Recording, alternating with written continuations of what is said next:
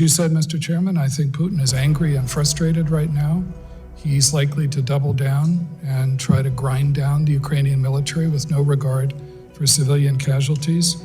But the challenge that he faces, and this is the biggest question that's hung over our analysis of his planning for months now, as Director Haynes said, is he has no sustainable political endgame in the face of what is going to continue to be fierce resistance. In terms of casualties, I know General Barry may want to comment on that, but there have been far in excess Russian military casualties killed and wounded, far in excess of what he anticipated. Because his military planning and assumptions was premised on a quick, decisive victory. CIA Director Bil Burns has warned Russia against using nuclear weapons in the first non-in-person meeting between senior officials of the two countries since President Vladimir Putin's invasion of Ukraine. Burns delivered his warning at a meeting with his Russian counterpart Sergei Naryshkin in Ankara, Turkey on Monday, the US said. He is conveying a message on the consequences of the use of nuclear weapons by Russia and the risk of escalation to strategic stability, the White House said on Monday. Burns' meeting with foreign spy chief Naryshkin, the first confirmed in-person contact at the senior level between the US and Russia since Russia's full-scale invasion of Ukraine began in February, comes at a tense juncture in the war. US officials have expressed concerns that Putin could use a tactical nuclear weapon or other weapon of mass destruction on the battlefield, particularly as Russian forces continue to face military setbacks. Russian forces retreated from Kherson last week, depriving Putin of the only regional capital seized during the 9-month invasion.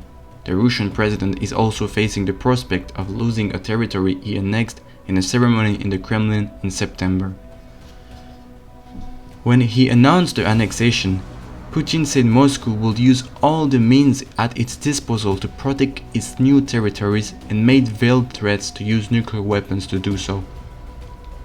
But Putin's escalation failed to deter Ukraine, whose better equipped, larger force continued to retake territory just days after Putin claimed it was part of Russia. Losing Kherson, which Russia has tried to frame as a maneuver rather than a humiliating withdrawal, is one of the biggest setbacks for Moscow yet. Dmitry Peskov, Putin's spokesman, said he could only declare that Kherson was territory of the Russian Federation on Monday, as Ukraine's President Volodymyr Zelensky visited the city to a rapturous reception from soldiers and locals who had spent months living under occupation. Russian forces had taken over the provincial capital in March. Nuclear tensions intensified last month after Russia accused Ukraine of preparing to use a crude explosive device with radioactive material known as dirty bomb, sparking fears that Moscow might be creating a false flag attack to be blamed on Kyiv.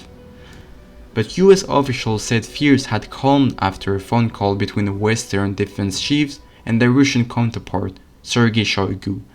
Speaking at the conference last month, Putin said Russia will not use nuclear weapons in Ukraine because there was no military or political sense in doing so, even as he repeated the claim about Ukraine's supposed dirty bomb. US National Security Advisor Jake Sullivan has also been holding talks with senior Russian officials to try to calm nuclear tensions, according to people familiar with the discussion.